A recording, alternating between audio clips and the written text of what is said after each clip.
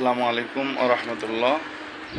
সুপ্রিয় দেশবাসী তথা অনলাইনে যুক্ত আমার সাথে যুক্ত বিভিন্ন বন্ধুবান্ধবগণ সকলকেই আমি সতর্ক করে দিচ্ছি, আমার ফেসবুক আইডি প্রতারকের কবলে পড়েছে।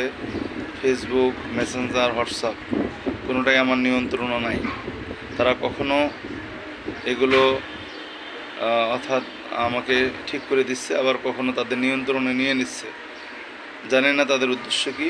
যাই হোক, আপনারা সতর্ক থাকবেন, আপনারা কেউ লেনদেন করবেন না। আমাকে সহানুভূতি জানাইতে যে কেউ প্রতারকের কবলে পড়বেন না। আর বিশেষ করে যে বন্ধুরা এ সম্পর্কে ভালো ধারণা, আমাকে যদি সহযোগিতা করতেন তাহলে ভালো হতো। এবং তারা হয়তো এই আমার বক্তব্যটা প্রচার করতে দেবে না, একটু পরে ডিলিট করে দেবে। জানি না তাদের উদ্দেশ্য কী। অতএব আমার এই বক্তব্য ফেসবুকে ছাড়ার সাথে সাথে যেসব বন্ধুরা পারবেন একটু কপি করে নিজেদের আইডি থেকে আমার আইডি নাম দিয়ে পোস্ট করবেন, যাতে অন্যরা সবাই সতর্ক হতে পারবে।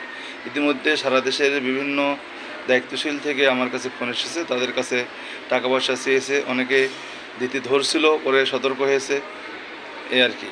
যাই হোক, তার মধ্যে উল্লেখযোগ্য একজন হলো শেখ মোহাম্মদ নুরুন নবী ভাই, ওনার কাছেও চেয়েছিল, উনি পরে আমাকে ফোন দিয়ে জানতে পেরেছে যে অবস্থা। আসসালামু আলাইকুম ওয়া রাহমাতুল্লাহ।